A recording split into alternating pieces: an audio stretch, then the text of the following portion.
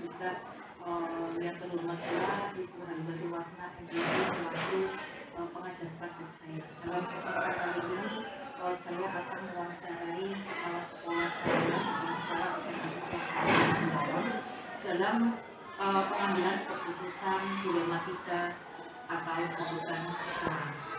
Terima kasih. Abah ngapunten mengganggu waktunya sebentar. Ini saya adalah tugas dari pendesak, yaitu dengan mewawancara pengambilan keputusan dari kasus dilematika yaitu atau rujukan orang. Yang pertama yang saya tanyakan adalah selama ini bagaimana Bapak dapat mengidentifikasi kasus-kasus yang merupakan dilematika atau rujukan moral? Ya, untuk menanggapi kasus atau masalah-masalah yang timbul di SMA Al-Malikna, kami bagi menjadi 3: kasus ringan, sedang, dan berat. Alhamdulillah di SMA Al-Malikna ini kasus yang timbul adalah kasus-kasus ringan. Misalnya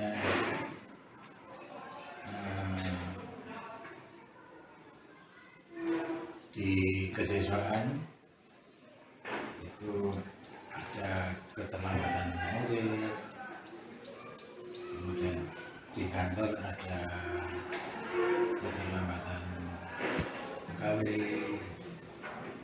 kemudian di ruang guru ada keterlambatan guru, yang mungkin masalahnya. Untuk menangani hal tersebut,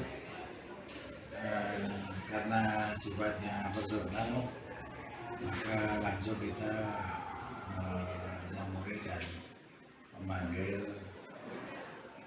personal yang bersangkutan untuk memberikan gambaran-gambaran bagaimana ke depan yang harus dilakukan yang lebih baik.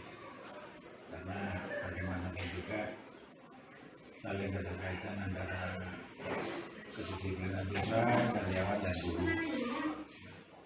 Ini yang sudah kita lakukan. Terima kasih. Berarti kasus-kasus yaitu ringan yang sering terjadi. Ringan yang sering terjadi. Berarti kita dalam mensiasatinya dengan personal ke orangnya yang bersangkutan. Selain itu, berarti bagaimana Abah mengambil keputusan di sekolah Abah jika kasus-kasus tadi ada 2 kepentingan yang misalkan kasusnya itu sama-sama benar atau sama-sama mengandung nilai kebajikan. Maksudnya nilai kebajikan di sini ada nilai kedisiplinan, ada kejujuran, terus kemudian dalam mengambil keputusannya itu bagaimana? Maksud dari kejujuran itu yang apa? Kejujuran, misalkan anak melakukan sesuatu, terus kemudian anaknya tidak jujur. Nah, mensikapi ada anak seperti itu, berarti pengambilan keputusan apa? Bagaimana? Apakah anaknya dipanggil atau bagaimana? Untuk hal yang demikian itu ada 2 tahap. Yang pertama, merubah sikap anak itu dengan cara memanggil, dengan pendekatan memanggil ini diharapkan anak itu bisa mendapatkan pengalaman dari kita untuk bisa berubah di masa yang akan datang. Jika anak itu masih belum mendapatkan pemikiran untuk berubah, maka kita bekerja sama dengan wali murid dan kita memanggil wali murid untuk sama-sama mengetahui kekurangan anaknya, sehingga pada kesempatan tertentu anak itu bisa melakukan sesuatu yang lebih baik atau benar. Berarti itu tadi sudah termasuk langkah-langkah atau prosedur mensiasati anak yang mendapatkan kasus seperti itu nih. Iya. Selanjutnya apabila ada hal-hal apa saja yang selama ini yang Abah anggap efektif dalam pengambilan keputusan pada kasus-kasus dilema etika yang sangat efektif? Untuk dilema etika yang sangat efektif itu kami mengambil satu tindakan setiap pagi sebelum jam hadir itu saya sudah ada di pintu gerbang sekolah untuk menyalami anak satu persatu. Saya sisipkan di sana untuk memberikan arahan pada anak secara personal dan berbeda-beda sesuai dengan karakter dan kondisi yang dilakukan oleh anak itu setiap hari. Berarti meneliti efektifnya itu adalah setiap pagi menyalami anak. Efektifnya itu. Ya, sambil kita memberi nasihat, pengarahan ke anak kita selipis seperti itu. Apakah dari hal-hal itu tadi yang Abah lakukan, apakah ada tantangan? Tantangannya ada. Di antara sekian ratus anak atau siswa yang ada, ini ada 1-2 anak yang sangat bandel. Sangat bandel itu terkadang tidak pakai sepatu dengan alasan yang tidak masuk akal, terkadang selalu terlambat dengan alasan yang juga tidak masuk akal. Nah, ini kita berikan gambaran wawasan secara bersama-sama, misalnya dalam upacara ataupun apel sekolah. Ini kita berikan arahan sehingga anak itu merasa malu dengan tempatnya atau merasa tergugah untuk melakukan sesuatu yang lebih baik dan aktif. Jadi membuat kesadaran lah ke anaknya. Menimbulkan kesadaran supaya tidak berbuat seperti itu. Selanjutnya ada terus kemudian dari kalau permasalahan tadi, apakah ada jadwal tersendiri atau tidak, atau bisa dilakukan di tempat dengan langkah-langkah apa? Misalkan kalau ada anak yang bermasalah, kita langsung menyelesaikan langsung di situ, di tempat di situ, atau kita ada jadwalnya, dijadwal gitu. Kalau yang dijadwal itu hanya yang formal saja, misalnya upacara setiap minggu pertama awal bulan dan apel pada minggu kedua secara bergantian, begitu seterusnya. Selama ada masalah. Ya, tetapi untuk kegiatan yang kita lakukan setiap pagi itu sifatnya temporer. Jadi anak itu kita berikan gambaran spontanitas di tempat itu juga. Kadang ya sendirian, kadang juga dilihat oleh temannya. Itu sangat menghasilkan suatu hal yang positif bagi kedisiplinan kita, dan ternyata dengan biaya yang murah kita mendapatkan suatu keinginan yang maksimal. Berarti dari itu tadi berarti kalau seumpama yang terjadwal itu hanya yang formal, yang kalau ada permasalahan berarti kita temporer, yaitu bisa spontanitas. Kalau memaksakan ya kita panggil kembali secara personal di kantor kepala sekolah setelah diselesaikan di BK. Selesai BK baru nanti ke Bapak Kepala. Selanjutnya, adakah seseorang atau faktor-faktor apa yang selama ini bisa mempermudah atau membantu Abah dalam mengambil keputusan dalam ketika misalkan dengan saya apa itu rundingnya dulu sama pengawas atau rundingnya dari yayasan, kalau semua apa itu pengambilan keputusannya itu sendiri, Apakah ada faktor seseorang? Ya, alhamdulillah selama ini tidak ada faktor yang sulit dalam pengambilan keputusan. Hanya saja seandainya itu terjadi, ya kami paling tidak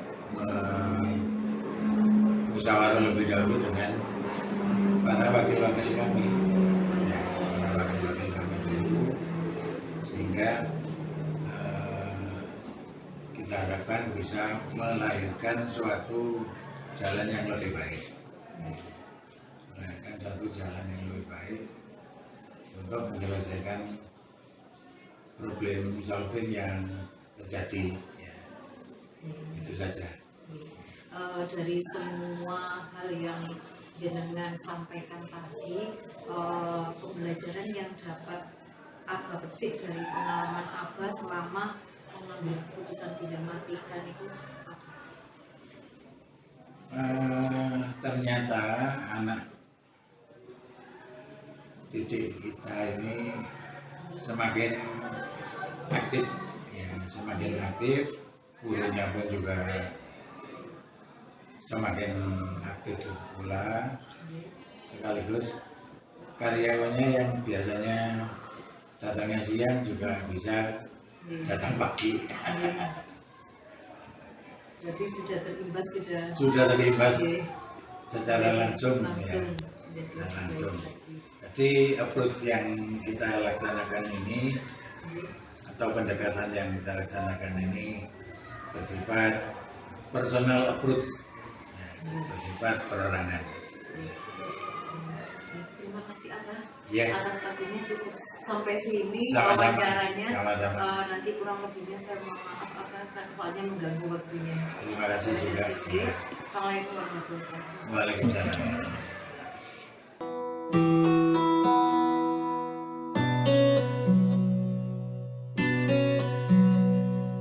Assalamualaikum warahmatullahi wabarakatuh. Pada kesempatan kali ini saya akan mewawancarai Kepala Sekolah TK Alifah dalam pengambilan keputusan dilematika atau bukan. Mari kita lihat wawancaranya. Silakan masuk. Assalamualaikum. Mau perlu sama bola. Silakan. Assalamualaikum Bu Melo. Bu mau mengganggu? Iya. Oke. Terima kasih.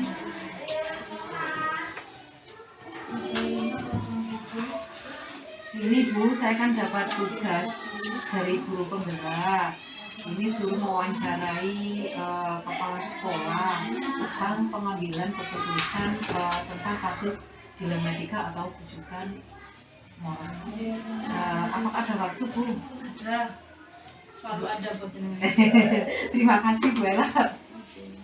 Ini kan Bu, pengambilan permasalahan itu kan banyak. Mungkin di TK ini nanti saya ingin tahu sih Bu, dari wawancara ini pengambilan keputusan panjenengan itu bagaimana kalau memang ada masalah di jenengan.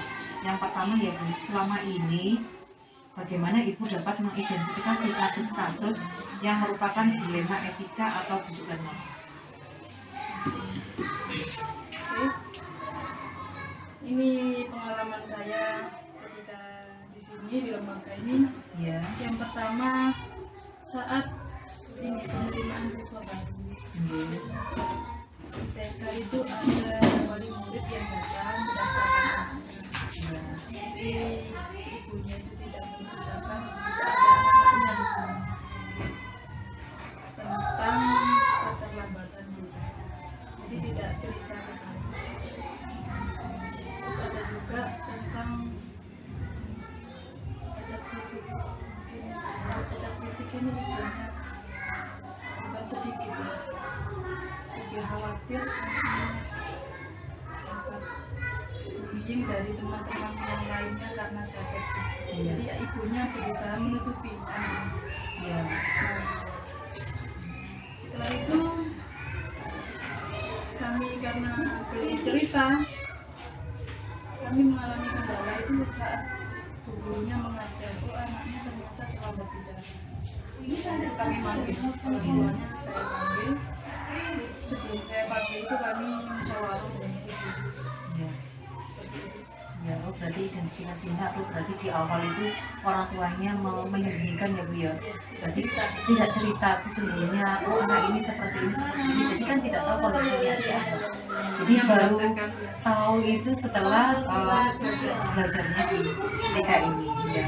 Selanjutnya ya Bu, bagaimana Ibu menjalankan pengambilan keputusan di sekolah itu, terutama untuk kasus-kasus tadi, di mana itu ada kasus misalkan sama-sama benar atau sama-sama mengandung nilai kebajikan. Maksudnya sama-sama benar itu, kalau seumpama saya ngambil posisi seperti ini benar, kalau mengambil posisi seperti ini juga benar. Atau di situ mengandung unsur kebajikan, misalkan saling menghargai, saling menghormati, kedisiplinan, kejujuran. Kalau ada nilai-nilai seperti itu, pengambilan keputusan jenengan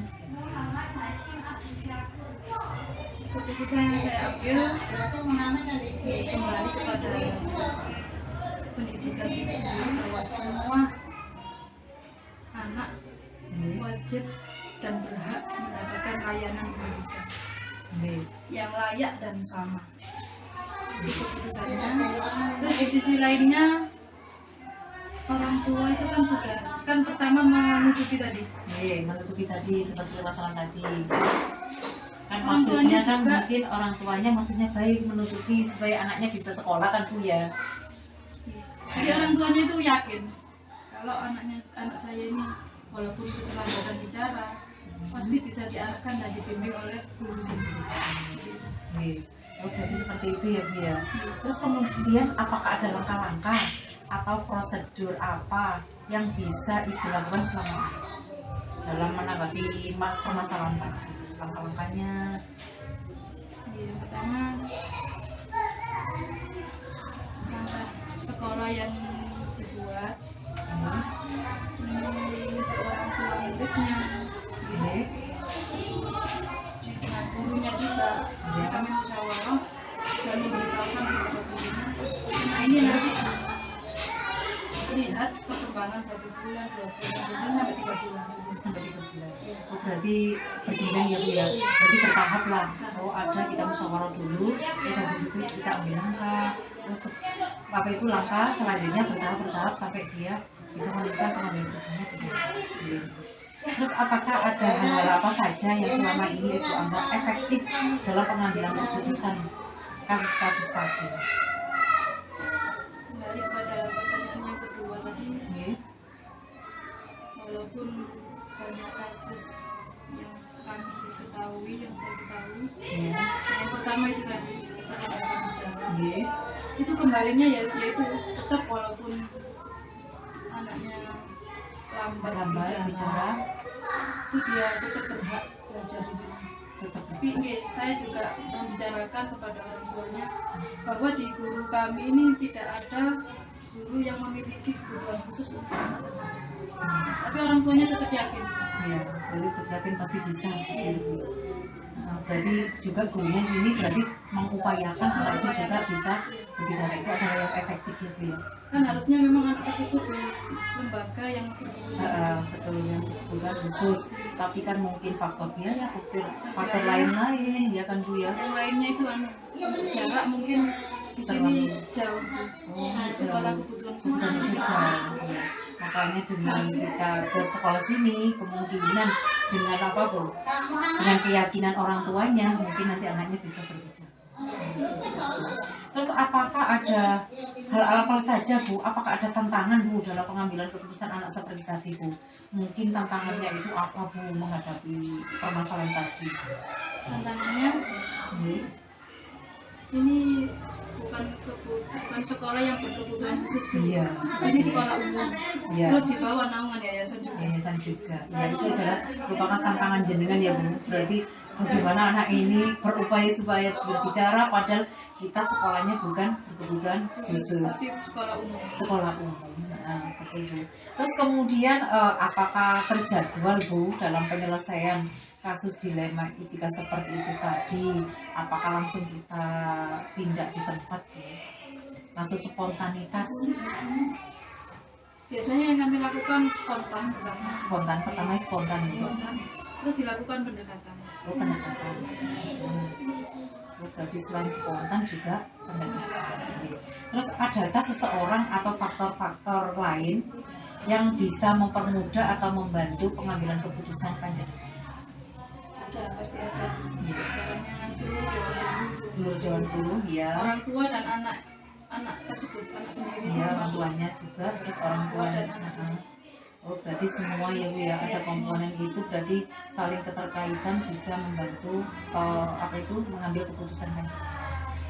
Dari semua yang telah jenengan sampaikan tadi, apa sih pembelajaran yang bisa diambil Bu dari pengalaman berbagai pengambilan keputusan dilematika? Ya, yang pertama yang kami inginkan itu setiap orang tua yang akan mendaftarkan harusnya bersikap jujur kepada kami. Ya, terbuka kepada kami. jujur, iya jujur, terbuka. Berarti jadi kita bisa menemukan solusi. menemukan solusi yang terbaik lah buat anak tersebut ya Bu. Apakah ada lain? Nggak ada ya Bu ya? Tidak. Sementara itu aja ya Bu. Terima kasih ya Bu atas waktunya. Mohon maaf ini tadi mengganggu untuk wawancaranya. Terima kasih ya. Terima kasih. Assalamualaikum warahmatullahi wabarakatuh. Waalaikumsalam.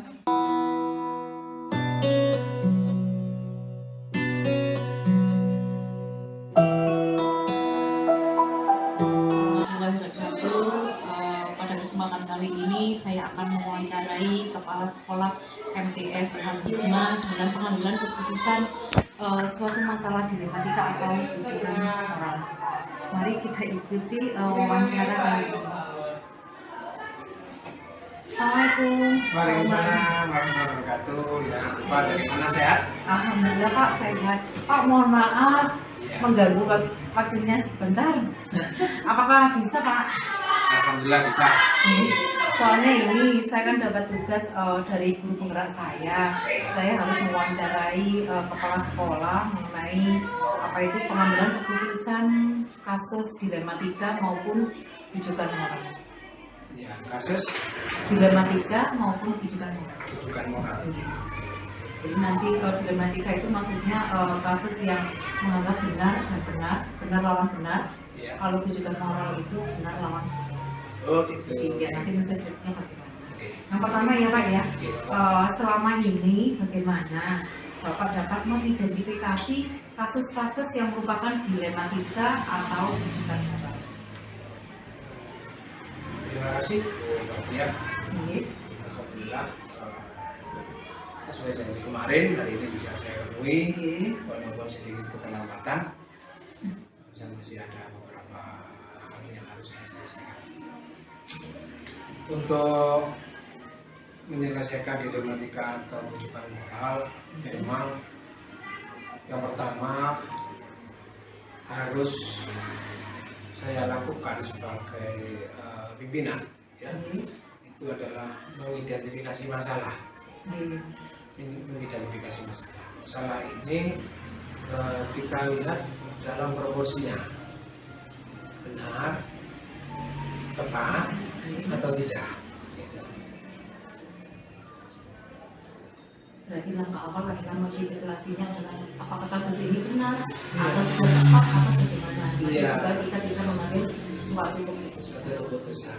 Jadi kita identifikasi dulu, Identifikasi. kita cross check, kita lihat latar belakangnya apa Jadi itu langkah awal Langkah awal. pengambilan. untuk pengambilan keputusan, sehingga benar-benar bisa kita ketahui masalah ini benar atau tidak, tepat atau tidak. Soalnya kan masalahnya banyak ya Pak ya.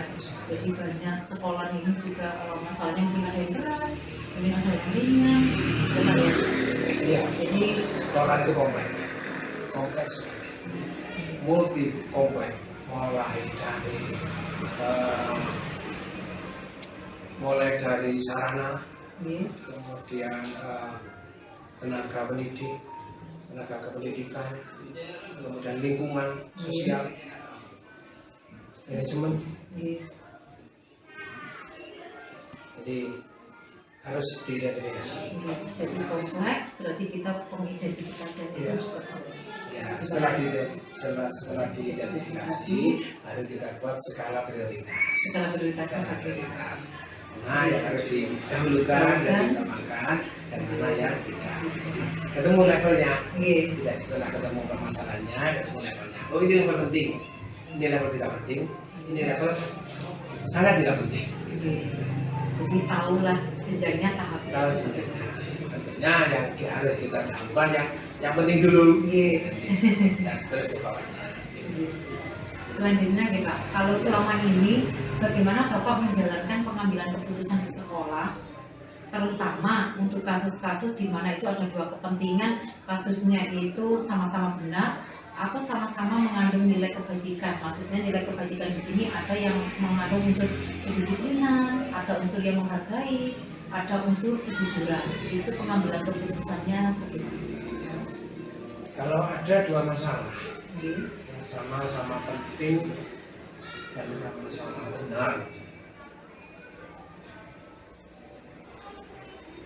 ya kita itu tadi kita selesaikan berdasarkan skala prioritasnya. Yes. Kan ada masalah itu benar, Oke. tapi tidak begitu darurat. Darurat. Ada masalah itu benar, tapi darurat. Yes. Harus segera diselesaikan. Nah, itu yang saya lakukan. Biasanya lebih contoh pada yang bersifat darurat. Yang darurat dulu. Kalau yang tidak begitu darurat kan bisa kita lakukan besok atau besok lusa. Oke, jadi bisa masih ada kesempatan lain lah Masih ada untuk pengambilan keputusannya. Iya. Terus kemudian Pak, apakah ada langkah-langkah atau prosedur dalam pengambilan keputusan Pak? Setelah identifikasi kita harus bagaimana? Mungkin kan ada langkah-langkah yang menurut panjenengan lakukan itu. Kalau langkah-langkah tentunya ya berdasarkan identifikasi masalah tadi. Oke. Kalau misalkan masalah itu terkait dengan kesiswaan, Oke. dengan siswa, ya kita panggil, kita ajak musyawarah. Oke. Kita ajak musyawarah loh ya, bukan saya menginstruksikan, enggak. Kita ajak musyawarah dulu, saya cross check, saya ajak musyawarah. Jadi saya cross check, saya ajak musyawarah. Bagaimana penyelesaiannya? Itu yang saya utamakan adalah apakah kesiswaan. Terima kasih. Apakah kesiswaan? Bagaimana penyelesaiannya? Kalau ada masalah terkait dengan kurikulum, pembelajaran, Oke. KPM, ya, efektivitas KPM, nah itu saya panggil, saya ajak, saya cross check, kemudian saya ajak musyawarah, maka kurikulum. Oke. Begitu pula seperti sekarang ini kondisi hujan, gitu lah, Iya. bocor, becek dan sebagainya. Nah itu saya panggil pakar sarana dan transport. Saya cross check dulu bagaimana permasalahannya, kemudian saya ajak musyawarah. Terus mereka itu semua saya tanya setelah saya ajak musyawarah, menurut panjenengan itu enaknya bagaimana? Enaknya bagaimana? Baru kalau darurat mereka tidak bisa mengambil keputusan, baru saya menunjuk. Ini saya lakukan apa? Supaya mereka sama-sama punya tanggung jawab. Bukan hanya saya saja sebagai pimpinan. Ya kalau saya ada di tempat, kalau saya misalkan ada tugas di luar lah, supaya mereka juga bisa mengambil langkah-langkah secara mandiri dan tanggung jawab. Ya, berarti seperti tadi kan ada nilai kebajikannya Pak, menghargai, berarti dengan mengambil itu pendapat dari berbagai bidang tadi, terus kemudian di samping itu dia juga bisa mempertanggungjawabkan lah dari bidangnya tadi ke jenengan, jadi tidak pusatnya dari jenengan dulu dengan cross check ke orang-orang dulu gitu. Iya. Seperti itu. Iya. Terus kemudian apakah ada hal-hal yang menurut jenengan anggap paling efektif itu dalam pengambilan keputusannya seperti apa? Dalam mengambil keputusan hal yang paling efektif, menurut saya musyawarah. Iya, musyawarah. Kenapa? Dengan musyawarah mereka juga merasa bertanggung jawab. Oke. Oh, berarti hal yang menurut panjenengan anggap efektif adalah musyawarah. Musyawarah, itu musyawarah. Interupsi itu saya seringnya darurat atau nomor 2? Iya. Iya. Darurat itu dalam arti kalau misalkan hal harus diselesaikan hari ini ya kan gitu ya. Berarti tidak tepat dari musyawarah Iya, tadi. musyawarah tadi. Yang penting saya dapatkan musyawarah. Oke, terus kemudian dari hal tadi, apakah ada tantangan Pak dalam pengambilan keputusan dari berbagai permasalahan tadi? Tantangan panjenengan. Tadi kan efektifnya sama menekankan kita musyawarah. Iya. Apakah dengan musyawarah itu masih ada tantangan? Iya, bagi tantangan. panjenengan? Seorang pimpinan itu tantangannya itu yang pertama ya. Yang pertama. Dirinya sendiri. Iya. Dirinya sendiri. Apakah dia bisa menjadi teladan ataukah tidak? Hal yang paling berat seorang pemimpin itu menurut saya teladan. Teladan. Pelan itu. Kalau tanggung jawab kerja disiplin bisa kita lakukan. Iya. Bisa. Dengan skala otot bisa. Tapi teladan. Iya. Makanya kalau kita kembali kepada hadisnya Rasulullah itu laqad kana lakum fi Rasulillah uswatun hasanah liman kana yarjullah dan seterusnya. Lihat pada diri Rasulullah ada. Itu permasalahan kita. Karena apa? Karena setiap kita itu sudah dalam memimpin. Pemimpin pribadi, pemimpin keluarga, pemimpin masyarakat, pemimpin bawahan. Teladan yang dibutuhkan. Mereka tidak akan bisa disiplin kalau saya tidak disiplin. Mereka tidak akan bisa melakukan hal yang baik kalau saya tidak melakukan hal baik. Pemimpinan itu tantangannya pertama itu adalah keteladanan pribadi Dari seorang pemimpin. Yang kedua tantangannya menurut saya adalah karakter masing-masing. Karakter anak buah itu bermacam-macam sebanyak jumlahnya anak buah. Anak buah hanya 25 orang, yang karakternya 25. Kemudian anak buah saya 100, ya karakter saya 100, 200 misalkan. Karakternya ya 200 gitu ya. Nah, disitulah satu keunikan. Saya anggap satu kenikmatan untuk belajar. Ini rahmat Allah, saya dikasih belajar, bisa mempelajari karakter. Kadang guru itu ada yang disiplin, tidak peduli orang lain. Dirinya sendiri, pokoknya saya harus selesai, tidak peduli dengan orang lain. Ada yang peduli dengan orang lain, dirinya juga disiplin. Ada yang peduli dengan orang lain saja, tapi tidak bisa memberi contoh. Ya, saya pelajari, saya lihat masing-masing karakter itu, kelebihannya apa, kekurangannya apa. Baru setelah saya lihat kelebihannya, baru terus kekurangannya sedikit saya bantu untuk menyelesaikan. Kita tak hanya di situ. Jadi tantangan tadi selain mengontrol diri kita, sebagai sebagai teladan kita sebagai pemimpin, ada lagi karakter yang berbagai macam seperti itu. Jadi harus pintar-pintarnya seorang pemimpin mengendalikan itu semua. Mengendalikan anak buah. Mengendalikan anak buahnya, Makanya itu juga siswa. kita pun sebagai pemimpin harus punya karakter yang baik. Ya, kalaupun tidak bisa sempurna seperti Rasulullah, ya minimal terus berusaha bisa mendekati seperti Rasulullah. Bagaimana Rasulullah memimpin, bagaimana Rasulullah melihat anak buah, bagaimana Rasulullah musyawarah. Tidak mudah loh ya musyawarah itu. Jadi kita harus bisa. Saya pun masih sampai sekarang masih belajar. Bagaimana kelebihan saya, bagaimana kelemahan saya, bagaimana kelebihan anak buah saya, kelemahannya gimana. Terus saya belajarkan, intinya belajar. Soalnya kita belajar sambil jadi yang lebih baik kan, menjadi seorang pemimpin. Nah, selanjutnya nih Pak, apakah kalau semua tadi ada permasalahan yang beraneka macam, terus kemudian itu apakah terjadwal atau jenengan spontanitas langsung jenengan selesaikan di tempat?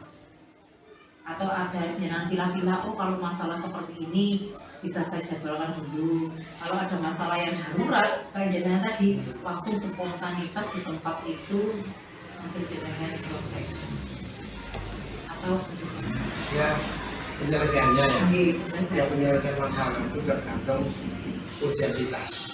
Ya, urgensitas. Nah, kalau hal-hal yang sifatnya harus segera diselesaikan, ya kita selesaikan saat itu di tempat. Misalnya kayak kemarin itu saya lihat ada pelapon yang hampir satu, tidak ada yang tahu. Nah, terus saya panggil Aziz, maka sarana, Aziz, kamu sini, kamu diandain, ini bahaya, nanti jatuh pada anak. Lalu saya ambil satu, saya kasihkan Aziz, kamu taruh di tempatnya, harus aman. Sekolah ini sekolah ramah anak, harus aman, jangan sampai anak merasa tidak aman. Contohnya itu yang insiden ini ya, segera saya lakukan. Kalau hal-hal lain itu saya menunggu waktu sambil saya carikan solusi yang terbaik. Oh begitu, kalau semangat terlalu penting masih bisa Masih dicari lagi, dicari jadi lagi. kita buat jadwal. Kita buat jadwal, kita jadwalkan. Kayak contohnya studi wisata ini ya, studi wisata. Bagaimana solusinya anak-anak dengan 2 bis membagikan kelompoknya? Nah, itu saya cari waktu, kapan, ya, mengaturnya kita sama-sama. Berarti kita membedakan ya, antara yang urgent maupun yang tidak urgent tadi ya. Kita penyelesaiannya berbeda. Berarti bisa eksekusi langsung ataupun kita pakai jadwal. Jadi bisa insidentil, bisa terjadwal.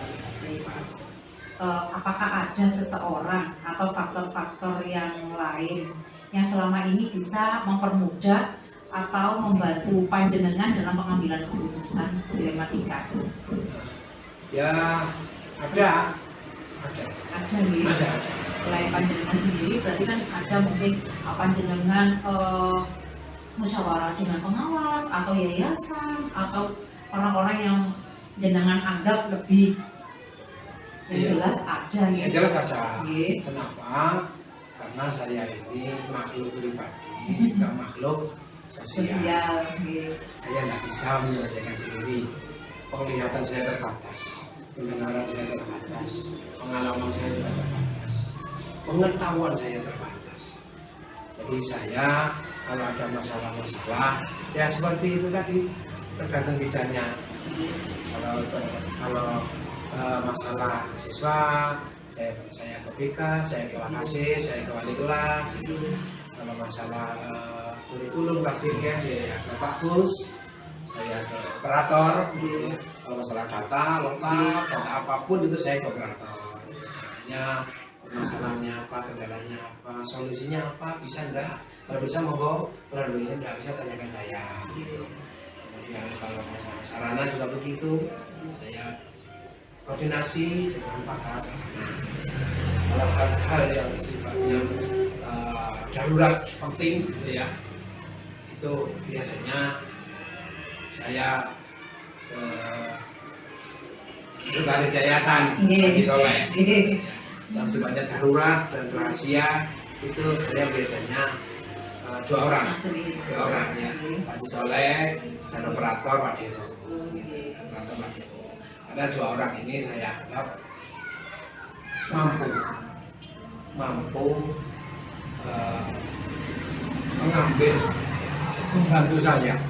membantu saya mengambil kebijakan yang lebih efektif. Dan 2 orang ini sudah saya akui kinerjanya, sudah full all out, yang itu hampir 24 jam. Saya waktu jam kerja bisa, di luar jam kerja WA ya selalu online, selalu bisa membantu saya. Kalau terkait masalah keuangan istilahnya keuangan. Jadi untuk penyelesaian berbagai macam masalah itu saya biasanya mengidentifikasi dan mengklasifikasikannya itu dari grup. Jadi saya itu punya grup. Iya, saya punya grup. Grup staf. Saya dengan staf saja, staf kantor. Jadi tidak di grup umum NTS, tidak. Staf kantor itu grupnya Pak Anam selaku tukang kebun dan satpam, Aziz selaku Bapak Sarana, kemudian Bu Nafis itu selaku sementara ini menggantikan fungsinya Pak Haji Hanif Humas, kemudian Wulan selaku pemegang OPSIS, Format, Koperasi Madrasah, kemudian Wahab selaku bendahara dan Dewo selaku operator. Grup staff ini yang sering saya hubungi. Jadi yang kalau saya ada bepergian lebih utama saya pamit ke sini dulu. Ada pula grup yang kedua. Grup yang kedua itu grup waka. Jadi ada waka kesiswaan, waka kurikulum, waka sarana, dan waka humas. Yang ketiga adalah grup wali kelas. Ada sendiri grup wali kelas. Jadi grup-grup itu saya manfaatkan. Kalau ada apa-apa saya ingatkan, ajak musyawarah di grup itu. Wali kelas semua wali kelas dengan saya saja. Yang berikutnya adalah grup umum, grup MTS. Semua dari satu guru, tenaga pendidikan, tenaga pendidikan itu dari satu semuanya di satu. Pak ya, jadi banyak kita harus bisa memilah-milah itu tadi ya Pak ya. Iya juga ada yang membantu panjenengan jadi dari berbagai bidang tadi. Iya. Dan saya punya grup khusus 3 orang. Saya Pak Soleh, Pak Ada lagi. Iya, ada lagi yang lebih darurat. Yang Visi darurat saya butuh dibantu musyawarah penyelesaian saya lebih gimana gitu. Yang terakhir Pak, dari semua hal yang disampaikan tadi, apakah ada pembelajaran yang dapat diambil dari pengambilan panjenengan dalam pengambilan keputusan di Lemantika? Iya. Sebagai seorang pemimpin, itu memang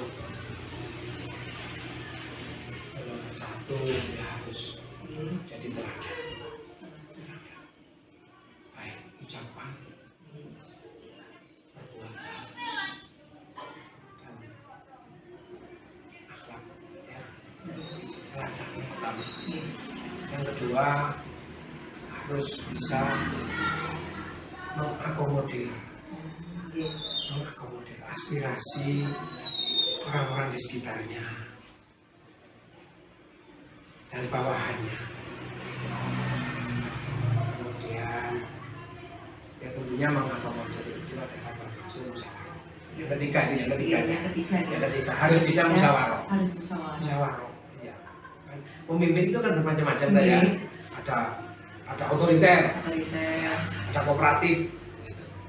Dan macam-macam. Saya sebisa mungkin menghindari otoriter. Kenapa? Ya supaya saya segera bisa mengetahui mana orang-orang generasi sesudah saya yang siap, gitu. Siap. Saya butuh mereka. Itu tadi ya. Menjadi teladan, terus kemudian mengakomodir aspirasi. Yang ketiga harus bisa musyawarah. Yang keempat harus menjaga kesehatan. Yang utama itu pusat. Semua siap, sakit nggak bisa. Paling utama itu kesehatan. Iya, kesehatan. Pun sudah lengkap nih. Bapak, terima kasih atas waktunya, kesempatannya saya bisa wawancara panjenengan tentang pengambilan keputusan di sekolah ini, masalah Lemantika dan pendidikan moral. Terima kasih Mas. Doanya ya sama-sama berdoa semoga kita sukses, sehat semuanya. Terima kasih. Sekian inilah hasil wawancara dengan Bapak Kepala MTS Al-5 telah membuahkan hasil dengan pengambilan keputusannya yang cukup sangat bagus dan hebat sebagai seorang pemimpin. Assalamualaikum warahmatullahi wabarakatuh. Waalaikumsalam warahmatullahi wabarakatuh.